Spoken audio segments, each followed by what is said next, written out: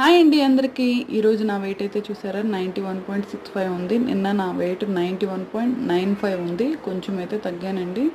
నాకు హెల్త్ బాగోక కొంచెం పీరియడ్స్ టైంలో అందుకని వెయిట్ అనేది పీరియడ్స్లో ఉన్నప్పుడు కొంచెంగానే తగ్గుతామండి. ఈరోజు ఎర్లీ మార్నింగ్ వచ్చి జీరా వాటర్ తీసుకున్నానండి.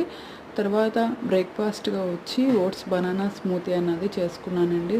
నేను ఎక్కువగా స్మూతీస్ కానీ డ్రింక్స్ కానీ అలాగే ఈ వెయిట్ లాస్లో చేయాలి అనుకొని అంటే మార్నింగ్ ఈవినింగ్ కూడా ఇలా స్మూతీస్ తాగుతున్నానండి. ఆఫ్టర్నూన్ మట్టికి ఫుడ్ కానీ ఏదైనా తీసుకుంటున్నాను, రైస్ కానీ.